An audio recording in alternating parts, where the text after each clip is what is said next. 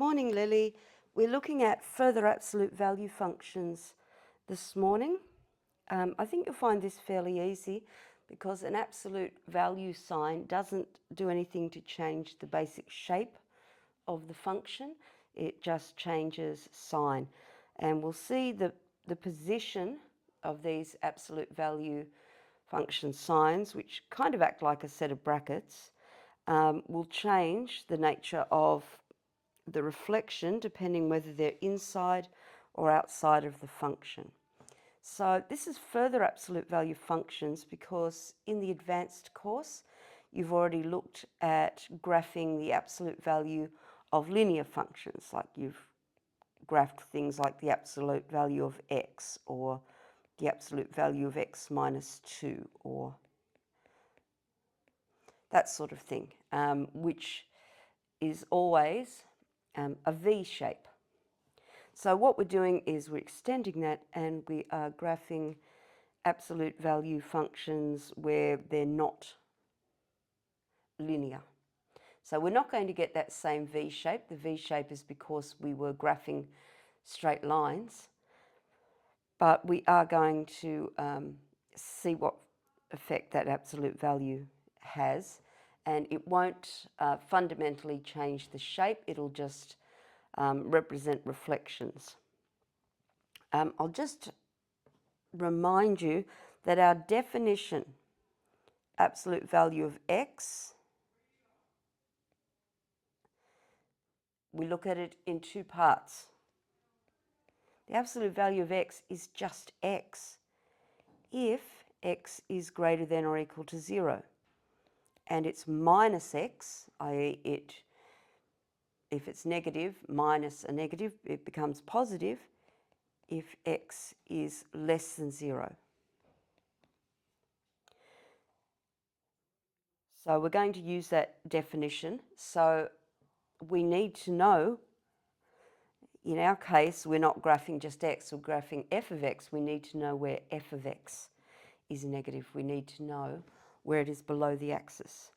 All right, so the function that we're graphing, x squared minus 4x plus 3, I'll just do a quick factorization. That's going to be x minus 3, x minus 1. It's going to be a concave up parabola. It's going to have x-intercepts of 1 and 3 and a y-intercept of 3. I'm actually going to sketch all three of these on the same axes on the next slide, and I'm just going to do that because they're all related, and this way we can see where they're related. All right, so f of x, x squared minus 4x plus 3, which we factorise to be x minus 3, x minus 1, has x-intercepts of 1 and 3 and y-intercept of 3. So I'm just going to go up to 5 here. So I've got an x-intercept there and there, and I'm going to use a slightly different scale for my vertical axis, just so I can fit more parabola in.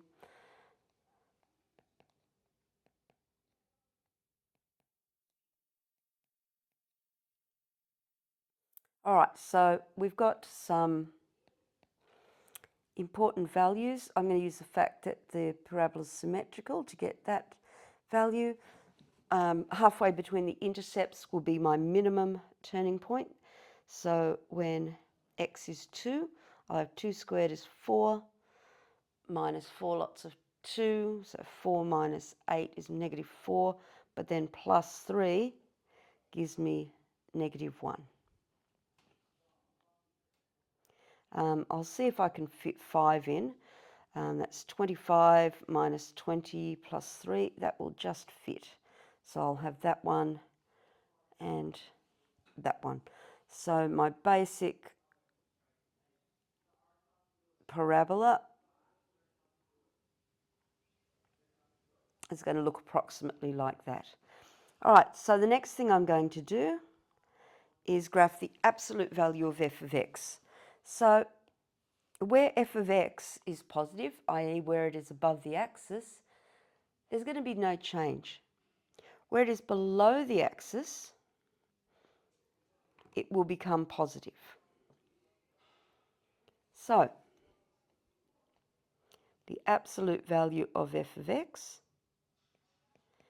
is f of x if f of x is greater than or equal to 0. So 0 is included in that first group, and it's minus f of x if f of x is negative. Now f of x is greater than or equal to 0 to the left of 1. So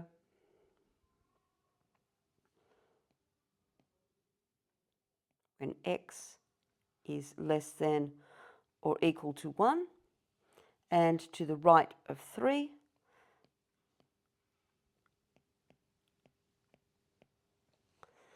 and f of x is less than 0 between those two values. So the two values are 1, 3. So I call this like a little sandwich.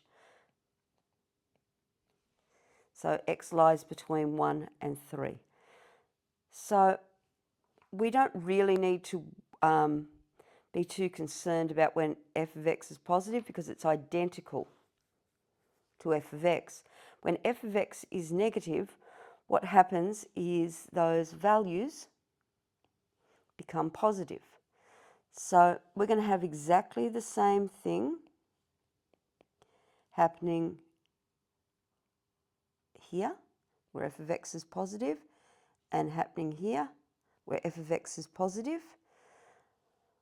Where f of x is negative, we multiply that value by a negative, and we end up with reflecting up there.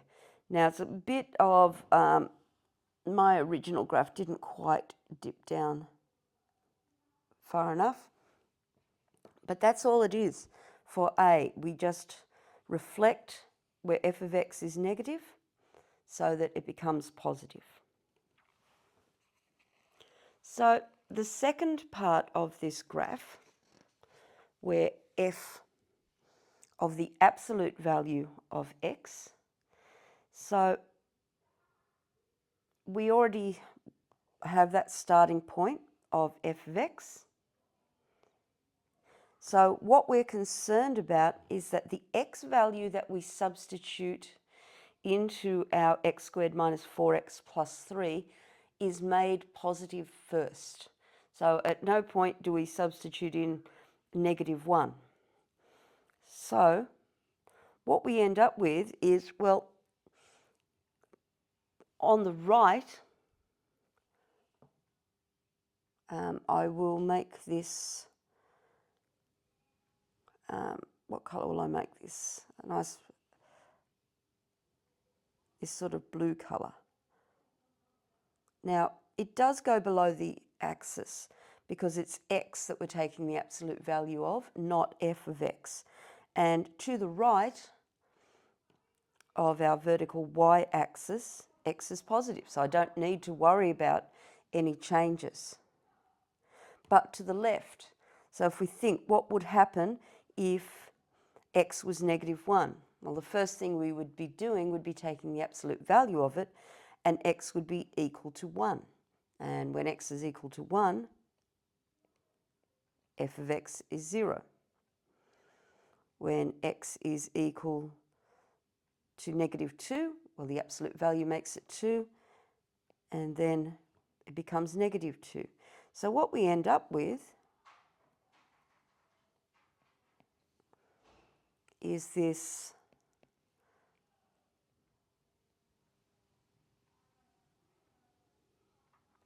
shape. So we've got, that looks like a pair of boobs. Can't get past it.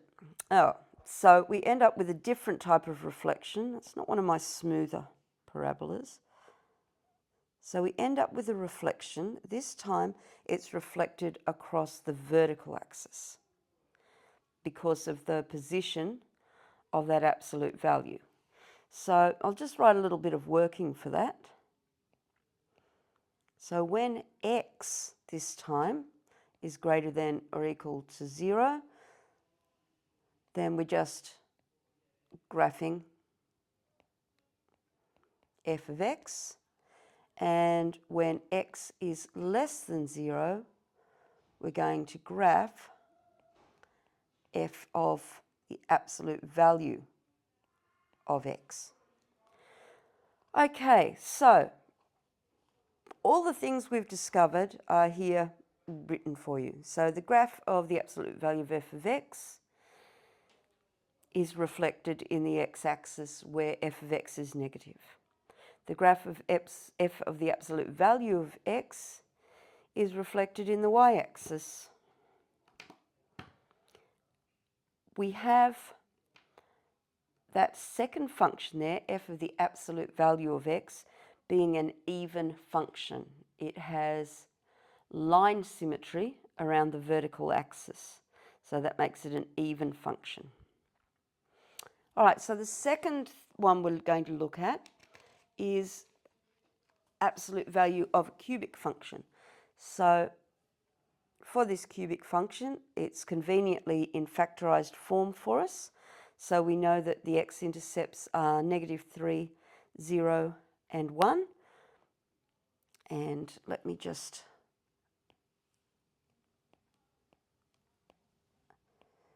put a scale on here.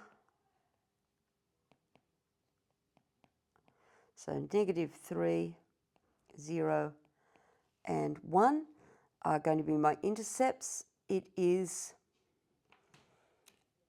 its leading term will be monic and positive. So its basic shape is all that up, down, up shape. And we can use our calculators just to get a better idea of what's happening. So I'm going to set up my calculator. I'm going to define f of x to be x minus 1, x plus 3.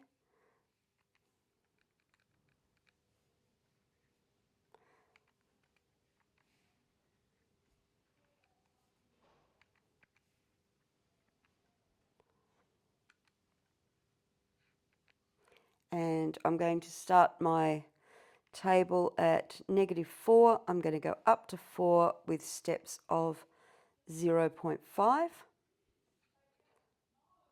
All right, -4 doesn't even come close to fitting on our axis. So I need to make some decisions as to my scale. Because I've got a lot that's going on around the origin, the numbers actually aren't very big. By 2.5, I've reached about 20. So I'll just do a sort of 1 square, 1 point. So -4 gives me -20, which won't fit. -3.5.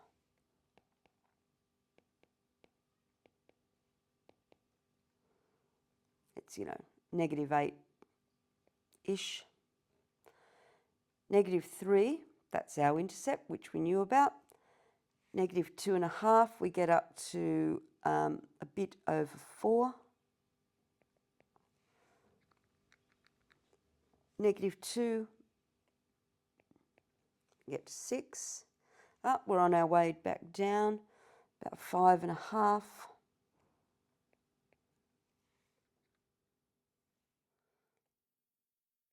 4. There's my intercept, smidge under 2.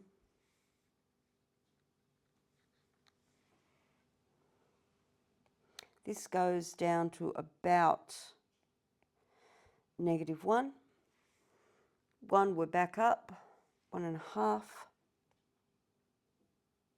bit above 3, and 2 is 10, and then we can say goodbye to our cubic. Oh, that didn't work well. Let's have another go at that.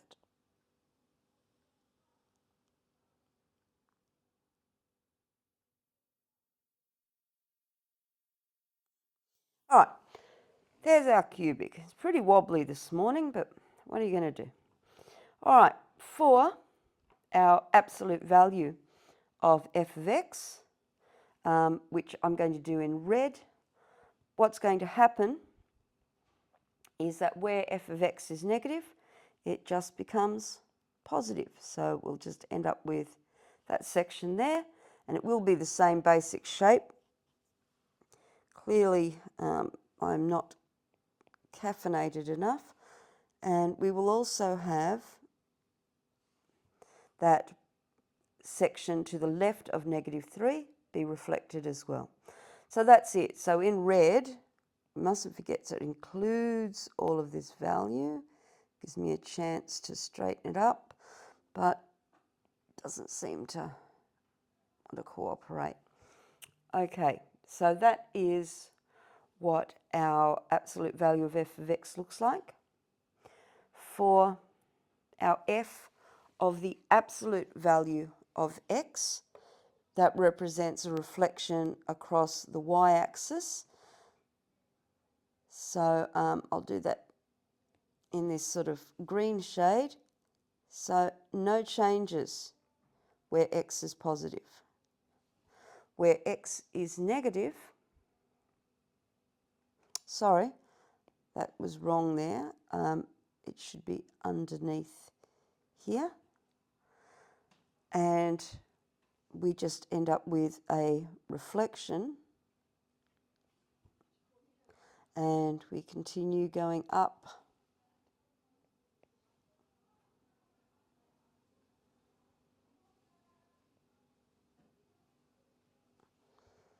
So we've got a reflection across the y-axis. And that's it. That's all the further absolute value functions are. I hope to see you later in the week.